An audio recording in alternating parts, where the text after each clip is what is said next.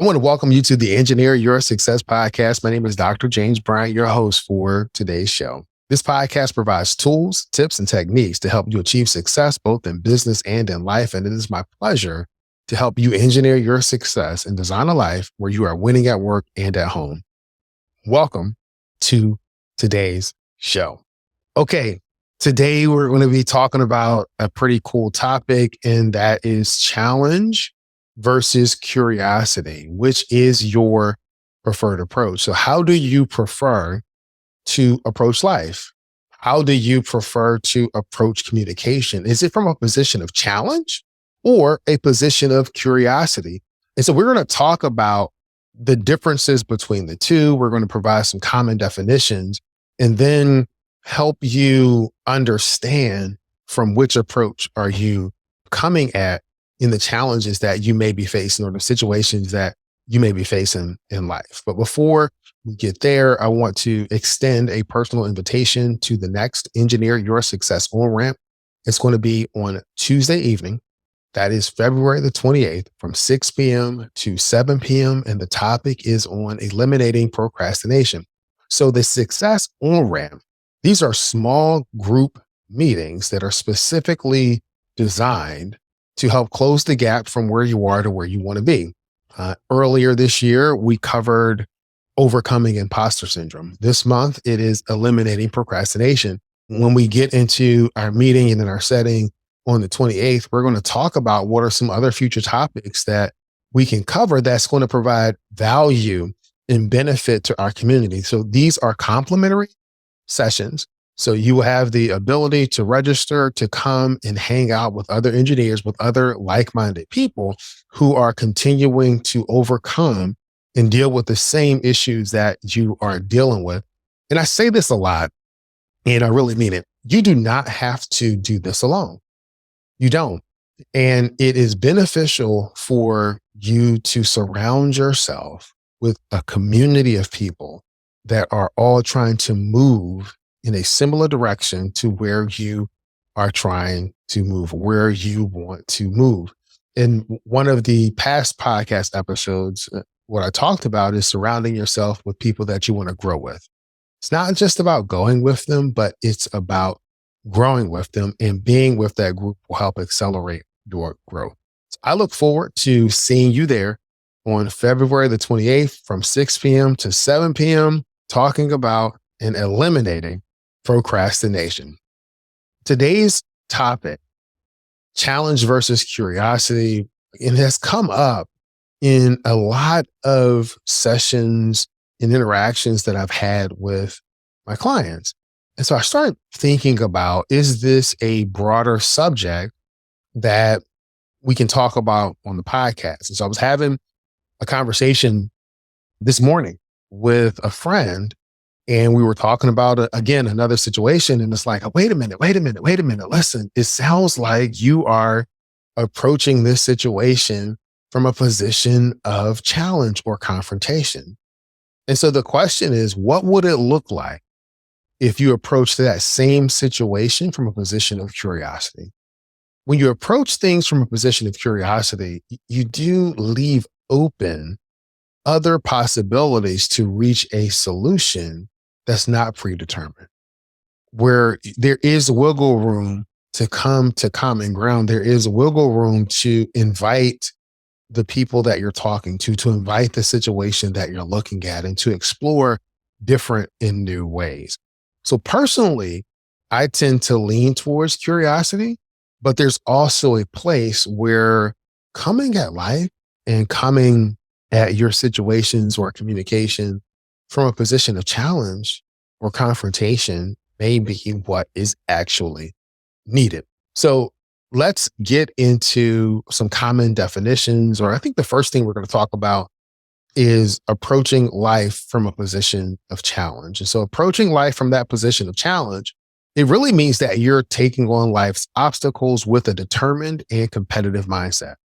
Those who adopt this approach view life as a series of challenges that need to be overcome in order to succeed. They may set high standards for themselves and others, but they're always striving to achieve their goals through hard work, dedication, and perseverance. People who are taking on this approach are often competitive, goal oriented, and enjoy pushing themselves to be their best. They thrive on the adrenaline rush that comes from taking on new and difficult tasks. In fact, the more difficult the task, the more excited they are in terms of taking it on. So they may be motivated by some external factors, such as winning or recognition, as well as internal factors, such as personal growth and self improvement. Approaching life from this position, it can be beneficial in a lot of different ways. So here are some examples of where it can be useful. When you're talking about goal achievement, so those who approach life from a position of challenge often set very ambitious goals for themselves, and they work tirelessly to achieve them. This leads to a sense of accomplishment and satisfaction when those goals are met. Additionally, the motivation to take on the challenge helps those individuals consistently push beyond their limit and continue to reach higher levels of achievement than they might have if they weren't thinking from that position, if they weren't approaching life from that position. Another benefit from approaching life from that perspective is resilience. So life can be full of setbacks and challenges, but those who approach life from a position of challenge are often better equipped to handle those setbacks. And they're able to bounce back from adversity. So they may view obstacles as opportunities to learn and grow and use these experiences to become more resilient and adaptable in the face of future challenges. They also exhibit perseverance. Life is rarely easy, and success often requires perseverance through difficult times, through those valleys, right? Through those times where you don't want to continue to push. People that are approaching life from a position of challenge and they are confronting the issues that they face directly, again, they are more likely to push through the setbacks of difficult times because they're motivated by the desire to achieve those goals. As mentioned before, approaching life from this perspective also means that you are really into self-improvement. You're really into improving yourselves and your skill. And this leads to a sense of personal growth and development as individuals continue to push and refine themselves. So overall, there is a positive aspect of approaching life from a position of challenge. Now, you may not always want to approach communication from a position of challenge. You may not always want to approach every situation from that thought process, but there are some things to be said and some things that we can glean to put into practice that can help us achieve our goals, that can help us to move closer to where we want to go. So having that attitude, that mindset, that thought process is not a bad thing, but neither is having a mindset of curiosity. But before we get to curiosity, I do want to cover some possible downfalls when you approach life from the position of challenge. And that is the only perspective that you have. So we're going to lift them really quick. One is going to be burnout, right? Because you're going from challenge to challenge. You're not taking time for yourself. You're not taking time to recharge at all. And you may actually have more of a tendency to lead to burnout. When you are approaching life from a position of confrontation or challenge, then you are going to experience increased stress. It doesn't mean you won't experience stress in other ways, but that's just your approach. You see the situation, you're moving towards it, you're challenging it, you're going to experience stress. There's also the possibility that you might have tunnel vision. So you're there your tunnel vision, you don't see what the other possibilities are because all you see is I need to overcome this challenge before me. You really don't care about the other possibilities, but you might be focused on a particular solution that you think is the absolute best without considering what some of the other solutions are. A criticism comes up too. And so those who take this approach to life from a position of challenge, they may be more critical of themselves and others. And so this leads to a sense of perfectionism where anything less than perfect is seen as a failure. So this can be damaging to a person's self-esteem and can lead to negative relationships, both with themselves and with others. So, those are some of the downfalls. If you were to say you lived your life 90% approaching it from a position of challenge and 10% curiosity or 10% something else, I think whenever we live in the extremes, we're going to have the downfalls of the things that we do. So now let's move on to curiosity. So what does it mean to approach things from a position of curiosity, right? What does that really mean? To me, it's you're being open to new experiences, ideals, and perspectives. And when you adopt this approach, you're really driven by a desire to learn, explore, and to discover.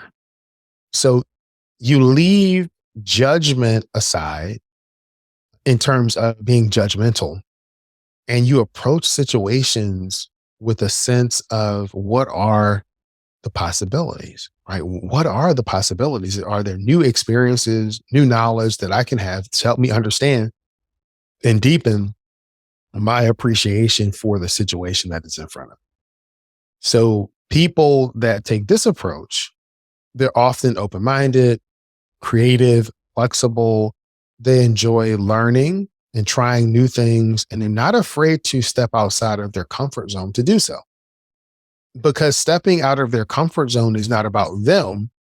It is about being curious about what's on the other end of that comfort zone. And so both can be driven. If you're pushing past your comfort zone because you come from a position of challenge, that's one way to get past your comfort zone. Another way is through curiosity, right? Pushing past that because you're curious about the outcome. You're curious about the possibilities that are on the other side of that. So there are a lot of benefits when you approach life from a position of curiosity. You'll have a deep sense of wonder and appreciation for the world and things around you. Typically, when you're curious, you're really grateful for the people and the things that are around you. You're fostering creativity, whether it's in your personal life or in your team. It can also lead to personal growth and self-discovery. Again, both coming at it from a position of challenge, coming at it from a position of curiosity can lead to personal growth. So the destination may be the same, but the path that you use to get there can be different. But there are also some downsides when approaching life from position of curiosity, right? And we're going to get to the downsides. So the downsides are lack of focus because you're so curious about everything that when it comes time to actually make decisions and it comes time to actually move forward, you're not really focused because there's this thought of that there could be more. There could be more that we could do. There could be more that we can explore. I need more information. And this is not something that's going to be beneficial when you think about analysis paralysis, where you're continuing to get additional data, continuing to get more information, and that more information is stopping you from making a decision. So that is one of the downsides to being too curious. Another downside is that you may actually avoid taking on those challenges. Why? Because you're continuing to get more data. You're continuing to see what are the new ideals and what else can you learn. And sometimes that can be kind of a ruse where you're really procrastinating because you don't want to take on this challenge or you don't want to take the next step. So you find it easier to be curious and get more data and get more information than it is to actually take that next step forward.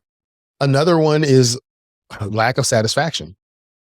So a curious mindset can sometimes lead to a sense of dissatisfaction or delusionment with the world around us. And so, again, if you're constantly looking for new experiences, constantly looking for new things, you may actually struggle with the things that you have. So that would be some of the downfalls.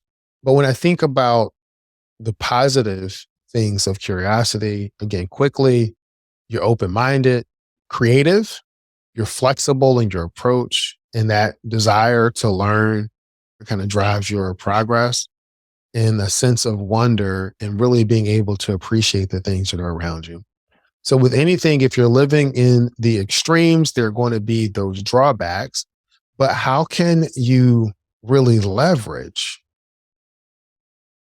approaching life and approaching situations by combining both, or being able to at least understand when is it best to apply both? When it comes to approaching life, we all know that there is no one size fits all approach that is better than another. So both approaching it from a position of challenge and curiosity can be effective, and it can help us to lead fulfilling, successful lives. Both can help us design a life where we are winning at work and at home. But, and here's the thing, maybe it's not a but, maybe it's understanding when to apply which approach can help accelerate that progress towards you, for you. And so when we think about what's going to be better, there is no better. It just depends on the situation that you're in. So let's say you are in a conversation and you have a particular solution that you have in mind. So you're leading a team. So you come in, you have that solution, and you allow the team members, they're talking about their different possible solutions. So they come up with a solution that may be different than yours. Do you approach that from a position of challenge? Do you say, hey, wait a minute? Do you try to find holes in their solution because it's different than yours? What would it look like if you approach that same situation from a position of curiosity and start asking really thoughtful, insightful questions about their solution, really trying to understand the thought process behind it and the merits behind it? Even if you don't actually move forward with that solution, I can tell you one thing for sure, because I've used this approach a lot. I'll tell you one thing for sure. The people on your team are going to feel heard. They're going to feel seen. They're going to feel valued because you allowed that discussion and explored that discussion where they were able to talk about their idea. They were able to express themselves. And that doesn't mean that you're in a conversation ad nauseum. That doesn't mean that you're just talking and talking, but you are approaching it from, I'm curious about this. Not that I'm going to challenge you and try to find everything that's wrong about what you're doing. And for me, that is the big difference. That is the big approach. Now, there are times where you have to be more confrontational in your approach. There are times, I can recall a time where a colleague of mine, we were working to support this group. Everything's kind of going fine. We both have our PhDs. We both are professional engineers. And what I found is that the group of gentlemen that was in the meeting tended to treat her more like a secretary, or more like, hey, can you go get the coffee, and other things and other tasks. And that really didn't sit well with me. And so I confronted the group about it and really asked them, why are you having this conversation? She's a professional engineer. Why are you talking to her this way? And I wasn't going to stand for it. It wasn't like I had any power over them. I wasn't able to tell them, hey, you're going to get fired or you're going to have to leave. But that's a situation that I can think of where I was much more confrontational in my communication style and much more kind of head on than the approach that I may take when dealing with teams, particularly if there's a tricky situation or something that we need to navigate. So it's really just thinking through which approach is going to be better. And so there are a few questions that you can think about. If you're coming from it from a position of challenge, am I primarily motivated by the desire to win or succeed? Am I focused on achieving a specific outcome or goal, or am I open to an outcome or goal? Do I tend to be critical or judgmental of myself or others when it comes to performance or achievement? Do I tend to take on difficult tasks or challenges in order to push myself beyond my limits? If you're coming at things from a position of curiosity, then you may describe things like this. I'm primarily motivated by the desire to learn and to explore. I am open to new ideals and experiences, even if they do not have a clear outcome or goal. I tend to enjoy the process of learning and discovery more than achieving specific outcomes or goals.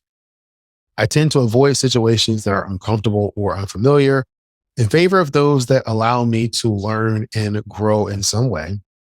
I tend to ask myself a few questions, and that is, by asking yourself, I tend to use these questions to help me gauge where exactly am I thinking or how am I approaching a particular situation. So whether you form them as questions or statements, they can help guide you to better understand, am I approaching this situation from a position of curiosity, or am I approaching this from a position of challenge? I hope you have found this discussion useful. You can use the link in the show notes to register for the next Engineer Your Success On Ramp. You can also find other resources there. There are links to the most recent blog post, as well as a link for a discovery session. So if you are interested in learning more about winning at work and at home, then use that link, book a complimentary discovery session where we can talk about where you are, where you want to go, and we can work on closing that gap. I'm going to end this podcast episode like I end every podcast episode, and that's this. Many people know what to do. Fewer people know how to do it. There's a select group of people that actually follow through, do it, and are achieving the life of their dreams. I want you to be part of that select few. Be great this week.